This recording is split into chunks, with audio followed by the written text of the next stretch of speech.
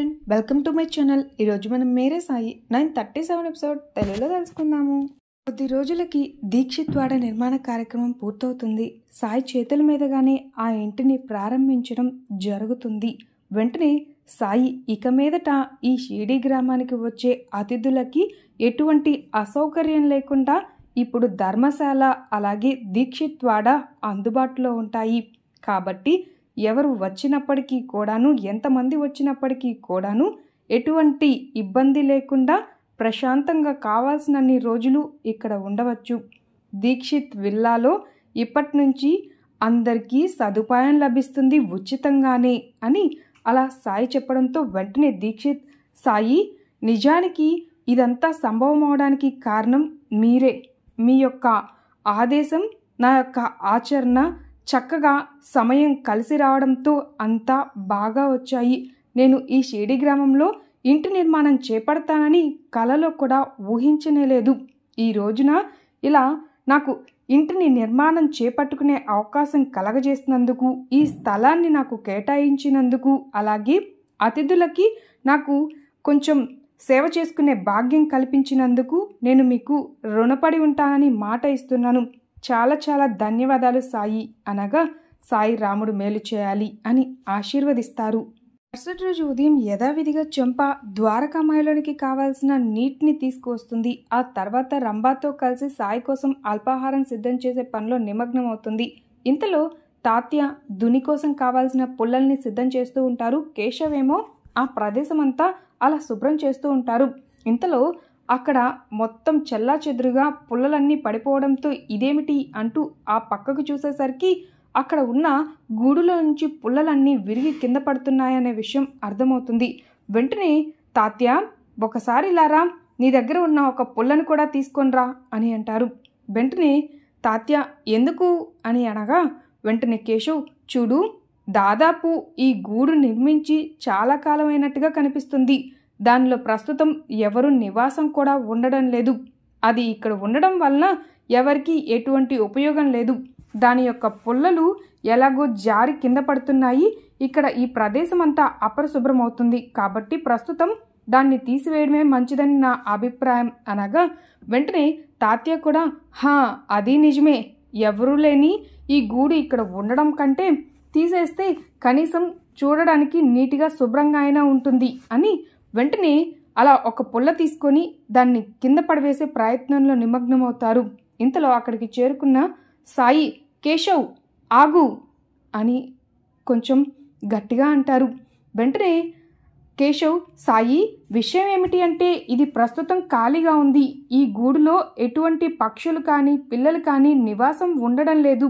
అది అపరిశుభ్రంగా మారే కంటే ముందుగానే దానిని తీసివేయడం మంచిదని నా అభిప్రాయం అనగా వెంటనే సాయి, కేశవ్, అది ఎంతో కష్టపడి నిర్మించుకున్న గూడు. ఆ పక్షులు పుల్లని చేర్చి వాటికి కావాల్సిన విధంగా గూడు నిర్మాణం చేసుకుంది. నిజానికి ఆ గూడు నిర్మాణం చేపట్టడానికి ఆ పక్షి ఎంత కష్టపడిందో కేవలం దానికి మాత్రమే తెలుస్తుంది. అది ఇప్పుడు లేదు, దానికి ఏదో అవసరం వచ్చి బయటికి వెళ్ళింది అంటే అది ఖచ్చితంగా ఏదో ఒక కారణంతో వెళ్ళి ఉండొచ్చు. ఇప్పుడు దానివల్ల ఎటువంటి ఉపయోగం లేదు అని మనం తీసివేయడం అంత మంచిది కాదు.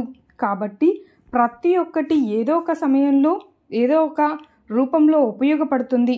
ఇప్పుడు ఈ పక్షి నిర్మించిన గూడు ఇక్కడ ఉంది. ఆ పక్షి ఉండొచ్చు, ఉండకపోవచ్చు, కానీ దాని పిల్లలు కానీ మరొక పక్షి పిల్లలు కానీ ఏదో ఒక సమయంలో తలదాచుకోవడానికి ఇక్కడికి రావచ్చు.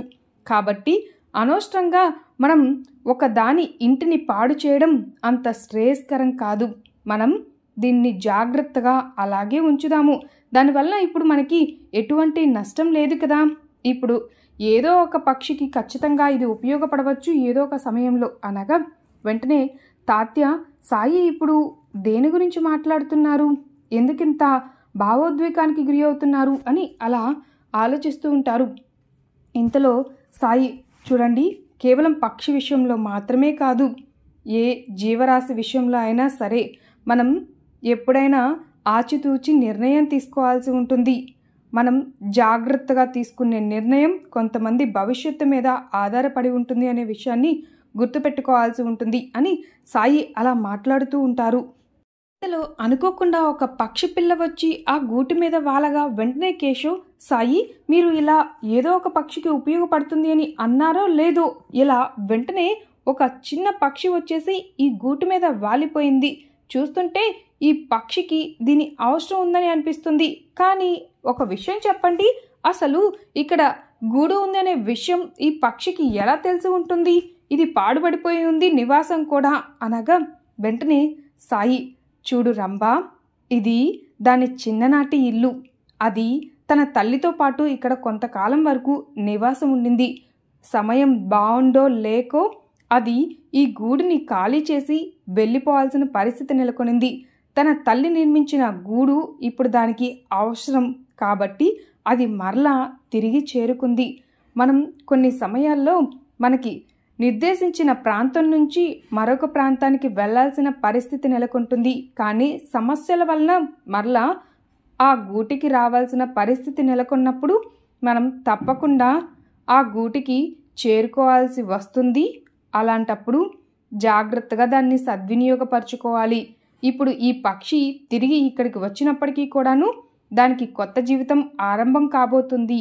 ఇక నేను బయలుదేరుతాను, భిక్ష తీసుకునే సమయం ఆసన్నమైంది అని అలా వెళ్ళబోగా ఇంతలో కేశవ్, సాయి నేను కూడా మీతో పాటు వస్తాను, నాకు సంతలో ఒక ముఖ్యమైన పని ఉంది, అది చూసుకోవాలి అనగా పక్కనే ఉన్న చెంప, ఆగు కేశవ్, నేను కూడా వస్తాను, నాకు కూడా సంతలో పని ఉంది, ఇద్దరం కలిసి వెళ్దాం అనగా వెంటనే సాయి, మీ ఇద్దరు ఎలాగో సంత దాకా వెళ్ళాలంటున్నారు కదా, వెళ్ళే మార్గం బావి వైపు వెళ్ళండి అని అంటారు. వెంటనే చంప, కానీ అది చాలా దూరమైన మార్గం కదా, మీరెందుకు అటు వెళ్ళమంటున్నారు అని అడగ్గా సాయి, చెప్తున్నాను కదా, మనం వెళ్ళే మార్గంలో మనకి ఎవరైనా ఎదురుపడవచ్చు, మనం వెళ్ళే మార్గాన్ని ఎంచుకునేది సరి అయినది అయి ఉండాల్సి ఉంటుంది అని అలా సాయి సమాధానం చెప్పినట్టుగా అలా చెప్పి మౌనంగా అక్కడి నుంచి బయలుదేరుతారు. రేపు ఖండోబా ఆలయం వద్ద మహల్సపతి గారు పూజా కార్యక్రమాన్ని నిర్వహించి ఆ తర్వాత ప్రసాదాన్ని అక్కడ ఉన్న వారందరికీ పంచిపెట్టే పనిలో నిమగ్నమవుతారు. ఇంతలో అదే సమయానికి జిప్రీ తన కుమార్తెతో కలిసి అటువైపుగా నడుచుకుని వస్తూ ఉంటుంది. వెంటనే మహల్సపతి గారు గ్రహించి, అమ్మాయి జిప్రీ ఎలా ఉన్నావు అంటూ అలా ఆమె దగ్గరికి చేరుకుంటారు. వెంటనే జిప్రీ చాలా ఆప్యాయతగా, బాగున్నాను బాబాయ్, మీరెలా ఉన్నారు అని అలా పలకరిస్తుంది.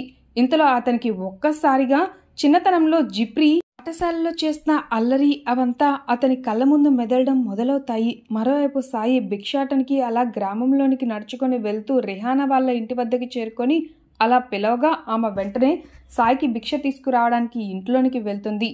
ఇంతలో వారి పెరట్లో ఉన్న మొక్కల్ని అలా క్షుణ్ణంగా పరీక్షించే పనిలో నిమగ్నం అవుతారు.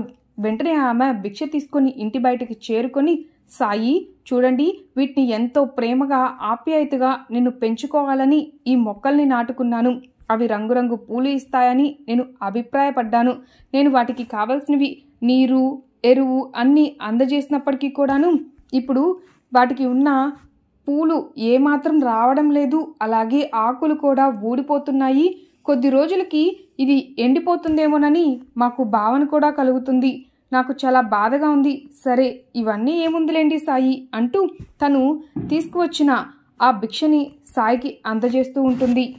రేపు జిప్రీ కూతుర్ని చూసి మహల్సపతి గారు, చూడడానికి నీ కూతురు బొమ్మలాగా ఉంది అనగా వెంటనే ఆ అమ్మాయి, నేను బొమ్మని కాదు, నా పేరు లతిక, నేను మా అమ్మతో పాటు వచ్చాను అనగా వెంటనే అలా మహల్సపతి గారు, నిజంగా జిప్రీ నీ కూతురు నీలాగానే మాట్లాడుతుంది, చాలా చమత్కారంగా, నేను ఇలా మాట్లాడానో లేదో సమాధానం చటుక్కున చెప్పేసింది, చిన్నతనంలో నీవు కూడా ఎవరైనా ఏదైనా అడగడం ఆలస్యం సమాధానం చెప్పేదానివి, చాలా చలాకీ అయిన పిల్ల అనుకుంటాను అని అలా మాట్లాడుతూ ఉండగా వెంటనే జిప్రీ, కానీ దాని రాత మాత్రం నాలాగా ఉండకూడదు అని అలా నెమ్మదిగా అంటుంది. వెంటనే మహల్సపతి గారు, ఏమిటి జిప్రీ నువ్వు అన్నది అనగా ఆమె, ఏమీ లేదు బాబాయ్ అని అంటుంది. వెంటనే మహల్సపతి గారు, ఏమిటి కేవలం మీ ఇద్దరు మాత్రమే కనిపిస్తున్నారు, నీ భర్త నీతో పాటు రాలేదా అని అడుగుతారు. వెంటనే ఆమె, అది అతను ఒక ముఖ్యమైన పని మీద బయటికి వెళ్ళారు, తర్వాత వస్తానని చెప్పారు, నేను ఈలోగా ఒకసారి అందరినీ కలిసినట్టుగా ఉంటుంది, మీ అందరితో మాట్లాడినట్టుగా ఉంటుంది అని చెప్పి ఇలా వచ్చాను అని ఇక నేను బయలుదేరతా అనగా వెంటనే మహల్సపతి గారు, నాకు తెలుసు నీవు ఖచ్చితంగా ద్వారకామాయి దగ్గరికి చేరుకొని సాయిని కలవాలని కుతూహలంగా వేచి ఉన్నావని, అవునా అనగా వెంటనే లతిక, అమ్మా మనం ఇప్పుడు సాయిబాబా గారిని కలవబోతున్నామా? నీవు ఎప్పుడు చెప్తూ ఉంటావు కదా, చాలా కథలు చెప్తూ ఉండేదానివి, చిన్నతనం నుంచి మీరు చేసిన అల్లర్లు అవన్నీ నాతో చెప్పేదానివి, అతనేనా అని అడగ్గా వెంటనే మహల్సపతి గారు హా అని అంటారు. ఇంతలో జిప్రీ, ఇక నేను బయలుదేరుతాను, మొదట ఇంటికి వెళ్ళి ఇంటిని శుభ్రం చేయాల్సిన పని ఉంది బాబాయ్ అని అంటుంది. వెంటనే మహల్సపతి గారు, చూడు నీవు తాత్య, కేశవ్, చంపా వీళ్ళందరినీ కలువు, వాళ్ళ అందరూ నిన్ను చాలా మిస్ అవుతున్నారు, నీవు ఎప్పుడు వస్తావా, నీ దగ్గర నుంచి ఎప్పుడు లేఖ వస్తుందా అని వాళ్ళు ఎదురు చూస్తూ ఉంటున్నారు తెలుసా అని అప్పగా ఆమె అలా మౌనంగా వెళ్ళిపోతుంది. ఇంతలో మహల్సపతి గారు, జిప్రీ ఇంత చలాకీగా ఉండే అమ్మాయి ఇప్పుడు ఇలా మౌనంగా ఉండడానికి గల కారణం ఏమై ఉంటుంది? ఏమిటో ఆమె ముఖంలో ఏదో తెలియని వెల్తి, ఏదో ఆందోళన కనిపిస్తున్నాయి అని అలా ఆలోచనలో ఉండిపోతారు. రేపు రిహానా, సాయి నాకు చాలా బాధగా ఉంది, నేను ఆప్యాయతగా ఎంతో ప్రేమగా పెంచుకున్న మొక్కలు ఇప్పుడు నాకు అవి కళ్ళ ముందే ఎండిపోవడంతో వాటిని ఎలా సంరక్షించుకోవాలో కూడా తెలియడం లేదు అనగా వెంటనే సాయి, చూడు మొక్కలకి సూర్యరశ్మి అందడం చాలా అవసరం, అదేవిధంగా వాటిని నువ్వు సంరక్షించుకోవాలంటే ఎరువుని తగిన మోతాదులో అందజేయాల్సి ఉంటుంది, ప్రతిరోజు నీటిని అందజేయాల్సి ఉంటుంది, చాలా జాగ్రత్తగా వాటికి కావాల్సిన పోషకాలు అందుతున్నాయా లేదా అనేది చూసుకోవాల్సిన బాధ్యత నీదే అవుతుంది అనగా వెంటనే రిహానా, సాయి నేను అన్నిటినీ అందజేస్తున్నాను, కానీ దాన్ని ఎలా కాపాడుకోవాలో నాకైతే అర్థం కావడం లేదు, దాన్ని తీసేస్తే పోతుంది, రోజు చూసి బాధపడే కంటే ఒక్కసారిగా ఆ బాధ అనేది 1-2 రోజులతో పోతుందని నాకు అనిపించింది అనగా వెంటనే సాయి, లేదు రిహానా, మనం ఏదైనా వ్యాధి వస్తే దాని నుంచి కోలుకోవడానికి ఏ విధమైన జాగ్రత్తలు తీసుకుంటామో అదేవిధంగా ఇప్పుడు మొక్కని కూడా మనం సంరక్షించుకోవాల్సి ఉంటుంది, అప్పుడే అవి మళ్ళా బ్రతుకుతాయి, నీకు చక్కగా ఉపయోగపడతాయి, నీవు బాధపడుతూ ఇలా వీటిని తీసివేయడం అంత మంచిది కాదు, నీవు వాటిని కొంచెం జాగ్రత్తగా చూసుకునే ప్రయత్నం చేయి, నీకు మొక్క దగ్గర నుంచి పూలు అలాగే పండ్లు ఫలాలు అన్నీ లభిస్తాయి, నీవు కొంతకాలం వేచి ఉండు అని అంటారు. వెంటనే రిహానా అలాగే సాయి అని అంటుంది. రేపు జిప్రీ లతిక నడుచుకొని వస్తూ ఉండగా ఇంతలో లతిక ఆ చుట్టూ ఉన్న పచ్చని ప్రాంతాలని చూస్తూ, అమ్మా నీవు నాకు ఇంతకుముందు కథలు చెప్పేదానివి కదా, అలాగే ఉంది ఈ గ్రామం అంతా, చూడడానికి చాలా అందంగా ఉంది, నాకైతే చాలా బాగా నచ్చింది అని అలా మాట్లాడుతూ ఉండేసరికి జిప్రీకి ఒక్కసారిగా తన చిన్నతనంలో తన స్నేహితులతో కలిసి పిడకలు అమ్మడానికి అలా గ్రామం అంతా చుట్టూ తిరిగిన అనుభూతులు, అలాగే అందరితో కలిసి చేసిన అల్లరి ఇలా అన్నీ ఆమె కళ్ళ ముందు మెదలడం మొదలవుతాయి. ఇంతలో లతిక, అమ్మా నాకైతే నిజంగా ఇక్కడికి వస్తుంటే చాలా మంచి అనుభూతి కలుగుతుంది, ఏమిటి నీవు అసలు ఈరోజు మాట్లాడమే లేదు, మనం సాయిబాబాని ఎప్పుడు కలుస్తాము, ఎప్పుడు వెళ్తాము అతన్ని కలవడానికి, నీవు ఎప్పుడూ సాయి గురించి కథలుగా చెప్తూ ఉంటావు కదా, అందుకే నాకు అతన్ని చూడాలనిపిస్తుంది అనగా వెంటనే జిప్రీ, చూడు మనం మరికొంతకాలం ఈ గ్రామంలోనే ఉంటామని చెప్పాను కదా, కాబట్టి మనం ఎప్పుడైనా సాయిని కలవడానికి వెళ్ళవచ్చు, మొదట మనం ఇంటి వద్దకి వెళ్దాము, ఆ తర్వాత సమయం చూసుకొని మనం సాయిని కలవడానికి వెళ్ళవచ్చు అని వాళ్ళు మాట్లాడుకుంటూ నడుచుకొని వెళ్తూ ఉండగా ఇంతలో ఎదురుగా సాయి వేరే వారితో మాట్లాడడం కనిపిస్తుంది. జిప్రీ ఇప్పుడు ఒకవేళ సాయి తనని ఎక్కడ చూస్తారోనని ఇటురా వెళ్దాం అని తన మార్గాన్ని మార్చుకొని అలా పక్కకి నడుచుకొని వెళ్తూ, సాయి ఇప్పుడు నేను ఎట్టి పరిస్థితుల్లోనూ మిమ్మల్ని కలవలేను, ఇది సరియైన సమయం కాదు అని అలా పక్కకి నడుచుకొని వెళ్ళడాన్ని సాయి కూడా గ్రహిస్తారు, మౌనంగా ఉంటారు. ఇంతలో జిప్రీ మరో మార్గంగా వెళ్ళడాన్ని కూతురు, ఏమైందమ్మా నీవేమో ఇప్పటి వరకు నేరుగా వెళ్ళాలని చెప్పావు, ఇప్పుడు ఉన్న పలంగా ఇటు పక్కకు తీసుకొని వెళ్ళడానికి గల కారణం ఏమిటి అని అడుగుతారు. వెంటనే ఆమె ఇటు నుంచి కూడా మన ఇంటికి వెళ్ళవచ్చు అని మాట్లాడుకుని వెళ్తూ ఉండగా ఇంతలో సాయి ఒక చెట్టు కింద ధ్యానం చేస్తున్నట్టుగా కనిపిస్తారు. వెంటనే ఆమె మరలా మార్గాన్ని మార్చుకొని మరోవైపు తన కూతుర్ని తీసుకొని వెళ్తూ ఉంటుంది. ఇంతలో ఆ అమ్మాయి ఏమైందమ్మా, నీవు ఇలా ప్రవర్తిస్తున్నావేమిటి అని అడుగుతూ ఉంటుంది. ఇంతలో ఆమె నేను చెప్తున్నాను కదా, మొదట మనం ఇంటికి చేరుకోవాలి, అందుకే నేను ఇలా తీసుకొని వెళ్తున్నాను అని చెప్పడంతో లతిక నీవు చాలా రోజుల తర్వాత వచ్చేసరికి ఇంటికి వెళ్ళే మార్గాన్ని మర్చిపోయావా ఏమిటి అని అడుగుతూ ఉంటుంది. ఇంతలో అలా ఒక కుక్కపిల్లకి సాయి భోజనం తినిపిస్తూ కనిపిస్తారు. వెంటనే జిప్రీ సాయి నాకు తెలుసు మీరు ఖచ్చితంగా నన్ను కలవాలని అభిప్రాయపడుతున్నారని, కానీ ఇప్పుడు మిమ్మల్ని నేను కలవలేను. దయచేసి మీరు నా మార్గానికి ఇప్పుడు కనిపించవద్దు. నేను ఇప్పుడు మీకు దూరంగా వెళ్ళాలనుకుంటున్నాను అని అలా ఆమె మరలా మార్గం మార్చుకొని అలా వెళ్ళబోతుంది. ఇంతలో అలా కేశవ్ చంప ఆమెకి ఎదురుగా కనిపిస్తారు. ఇంతటితో ఈ ఎపిసోడ్ కంప్లీట్ అవుతుంది. మీకు ఈ వీడియో నచ్చినట్టయితే లైక్ చేయండి, సబ్స్క్రైబ్ చేయండి. మరిన్ని వీడియోస్ కోసం బెల్ ఐకాన్ క్లిక్ చేయండి. Thank you.